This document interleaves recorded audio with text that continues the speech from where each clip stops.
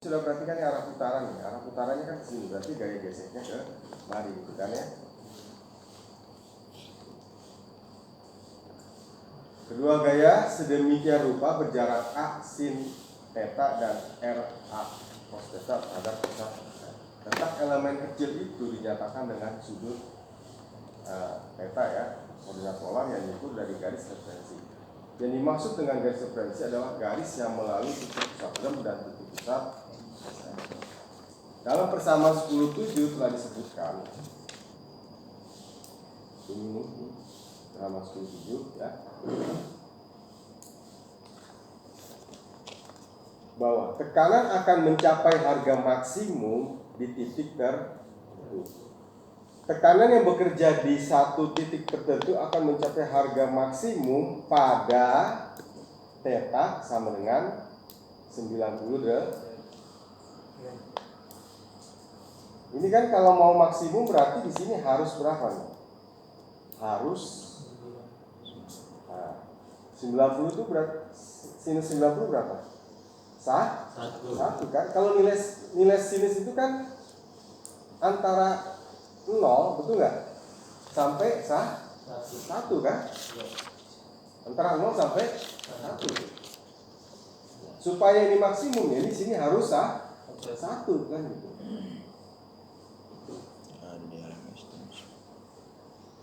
Ya. Tetapi hal itu akan tercapai jika sudut ujung lebih besar dari 90 derajat. Jadi theta 2-nya itu lebih dari 90 derajat. Jadi P ya akan maksimum, tekanan ini akan mencapai tekanan maksimum jika ini theta-nya 90 derajat dan theta 2-nya lebih dari 90 derajat ya. Kalau mau jadi maksimum theta.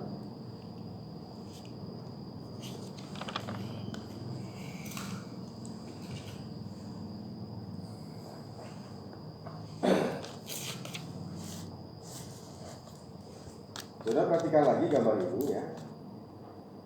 Besarnya gaya normal Dn yang bekerja pada permukaan gesek adalah ini ya. Gaya normal, gaya normal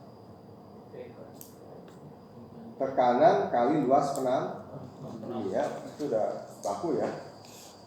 Kemudian dijabarkan lagi A menjadi B kali RT ya.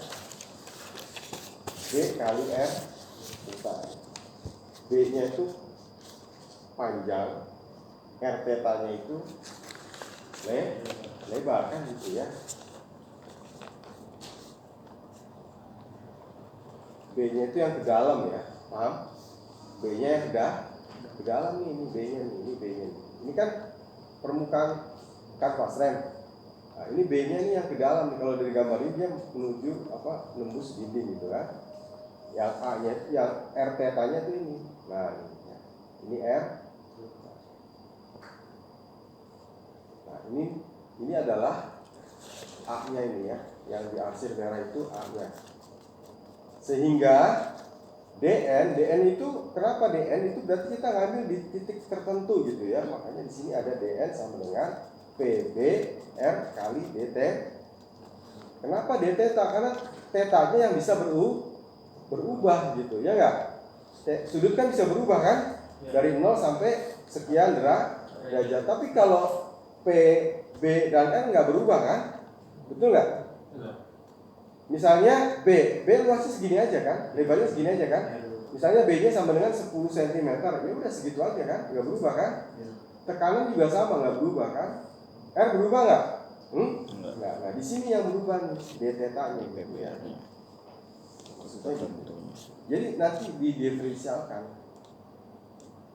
Nah, sedangkan gaya gesek yang bekerja pada permukaan gesek adalah F sama dengan mu kali N. Nah, sehingga ini ya df sama dengan mu kali d, karena mu itu dianggap tidak berubah ya, dianggap tidak berubah. Koefisien gesek dianggap tidak berubah, padahal bisa berubah kan ya. Nah, ini gaya ya. Nah, dari gambar 10.16 ya. Dari gambar 10.16, beban-beban yang terjadi pada sepatu rem ada seperti itu. Pertama, gaya DN. Gaya normal ya. Gaya normal.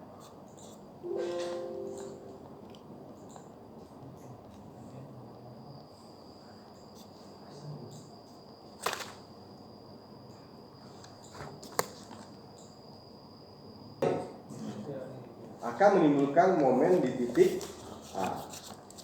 Ya. Momen yang terjadi akibat gaya DN ini dinamakan dengan MN ya. MN. Ya. Momen MN ini dinyatakan dalam satuan Newton milimeter. Nah ini MN sama dengan DN kali A sin theta.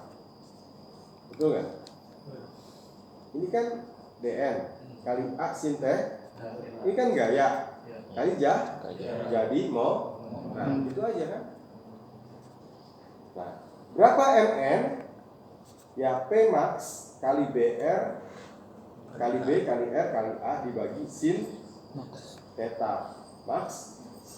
Nah ini kan apa nih? Ini diferensial kan? Betul nggak? Ini didiferensialin kan? Iya. Nah ini gitu, ya kan? Sehingga ini batas, betul nggak? Batas theta, batasnya dari mana? Ya theta per 2, theta dibagi 2 sampai apa namanya? Ini kan seperempat. Ini kan rumusan ini ya, theta per 2. Theta dibagi 2 dikurang seperempat sin 2 theta. Batasnya theta 1 sampai theta 2. Iya. Itu batasnya kan gitu kan. Kalau di integral kan gitu kan. Masih ingat nggak saudara? Nah kan gini. Ya. Ini kan DN A sin theta kan. Nah, gaya normal apa rumus gaya normal kan? Luas penampang. Nah, iya kan. Gaya normal kan ini rumusnya. P kali A. Ini kan PB R kali D. Nah. Dibagi sin. Nah, ini saudara integralkan tuh ya, diintegral sehingga theta per 2 dikurang seperempat sin 2 theta dengan batas theta 1 sampai theta 2 ya kan gitu. Perlu diperhatikan bahwa sudut theta dalam theta per 2 dinyatakan dalam radian ya. Sedangkan sudut theta sin 2 theta dinyatakan dalam derajat. Nah, itu ya. Jadi gaya N ini menimbulkan momen terhadap titik A. Kemudian momennya mana lagi? Nih, gaya gesek ya, kali I. Nah ini ya. Nah ini. Kalau yang pertama tadi ini DN kali A sin theta. Jadi momen. Momen yang kedua DF ya, gaya gesek kali R kurang A cos theta. Jadi momen. Nah itu gaya yang kedua. Ya, ini. Nah ini ya. Momen yang diakibatkan gaya DF ini dinamakan MF ya. Momen MF ini juga dinyatakan dalam satuan Newton milimeter ya.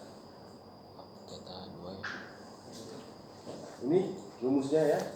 MF sama dengan DF kali R A cos theta ya.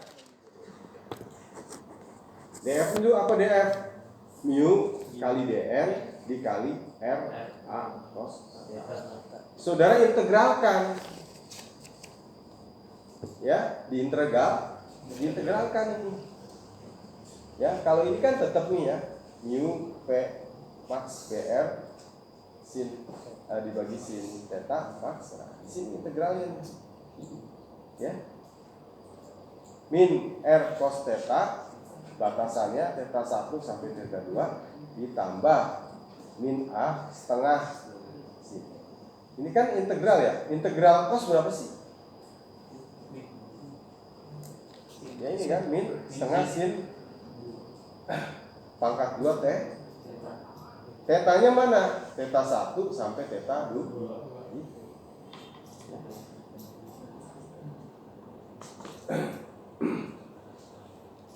Nah, sekarang kan udah dijabarkan tuh tadi ya.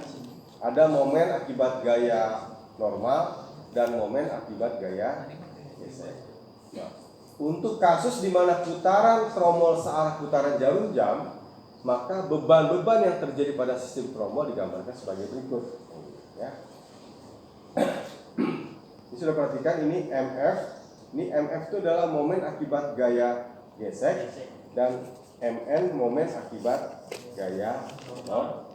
Mereka saling berlawanan arah untuk keseimbangan. Nah, kalau kita ambil sigma momen di titik A, di mana CW itu apa?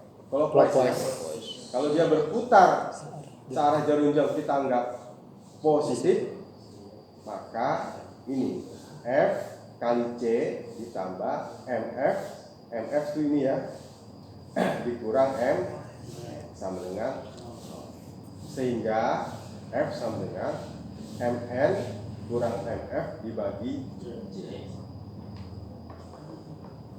Ya, ini adalah gaya yang diperlukan untuk menekan kanvas rem supaya tromol berhenti.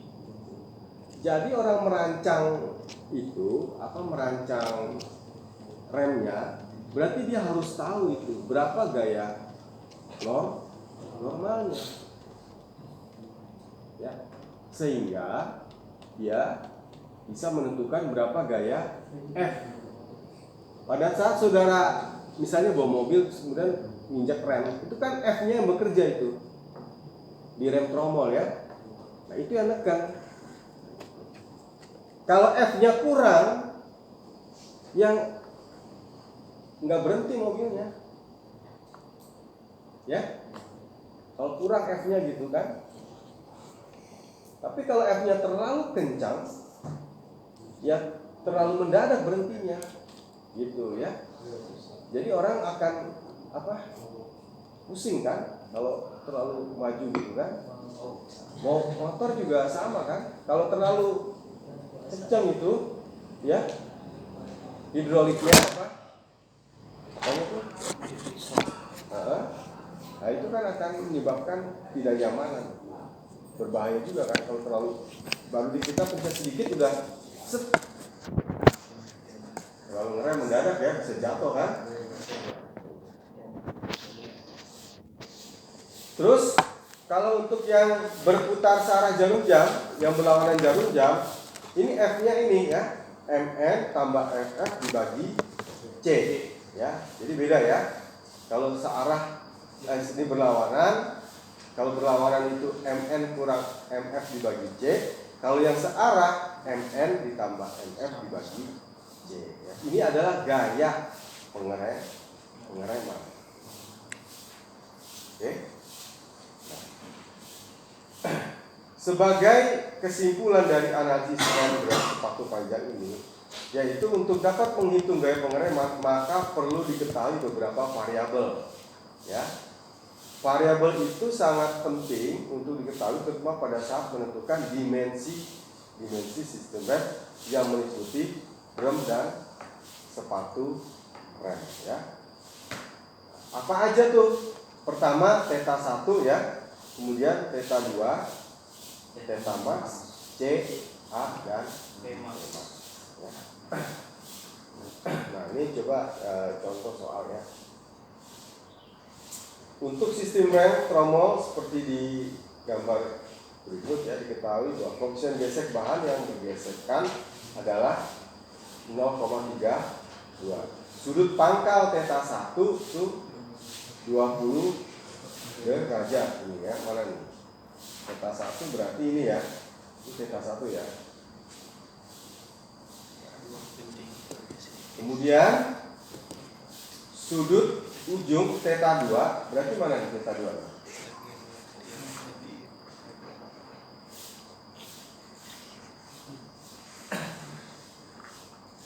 Theta 2 dari mana? Dari sini ya, ke sini. Nah, ini theta 2 160 derajat, dapat 2,79.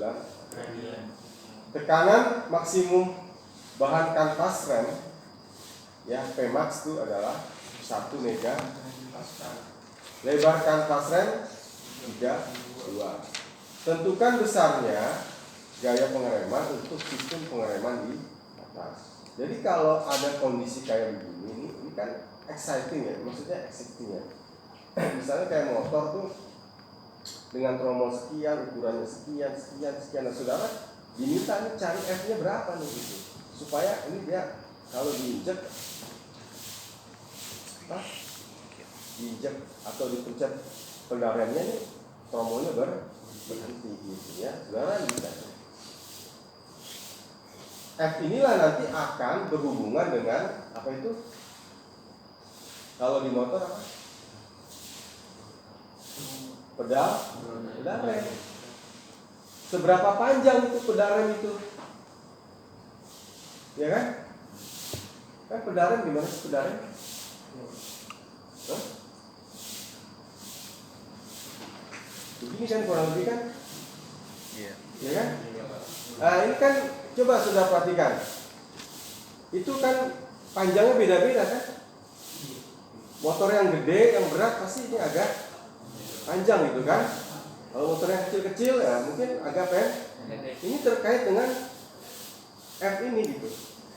Ya kalau dia butuh F besar sementara ininya pendek, tangan saudara tuh sakit. Jelas nggak? Ya, itu yang pertama. Yang kedua berhubungan dengan apa itu? Kalau rem disk kan ada ininya kan? Ada apanya tuh?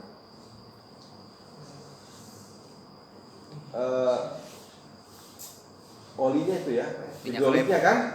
Nah, itu kesini arahnya gitu ya.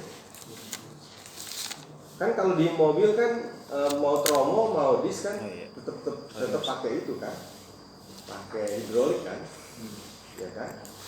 Di motor aja kalau yang rem tromol itu nggak pakai hidrolik, ya kan? Kalau di mobil kan tetap pakai hidrolik, mau rem depan, belakang, tromol gitu ya, dia tetap pakai hidrolik.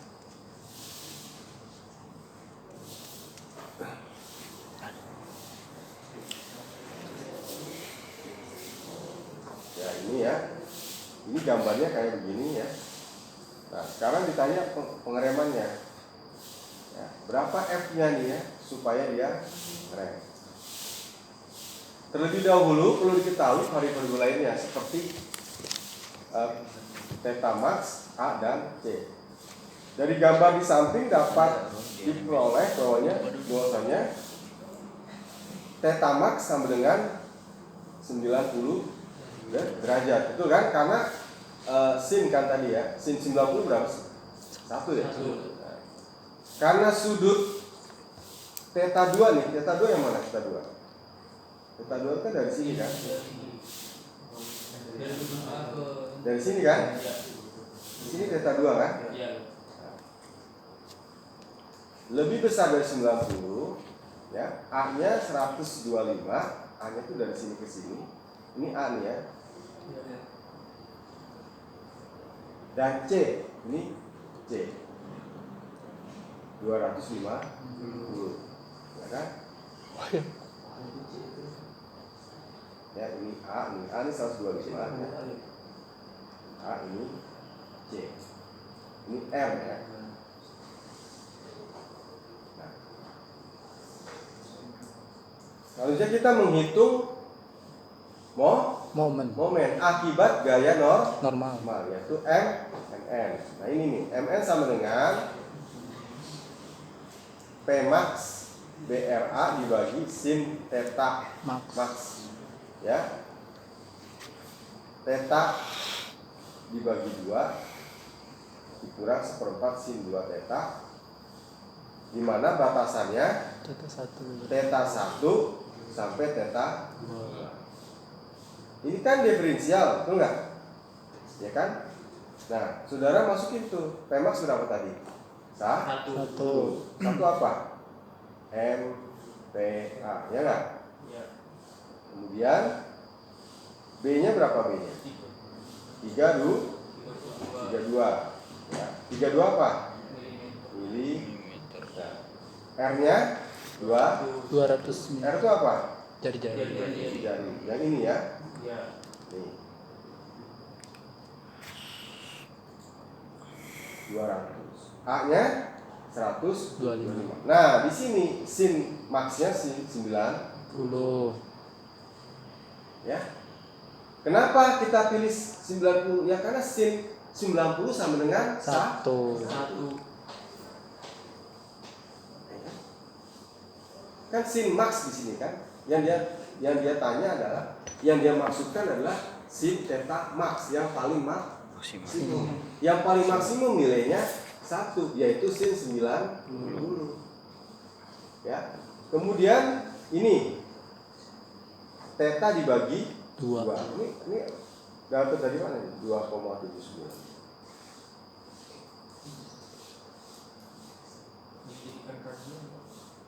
Dari derajat ke radian.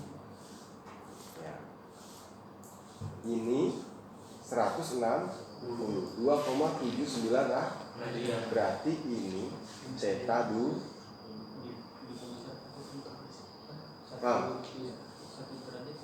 Theta 2 nih ya.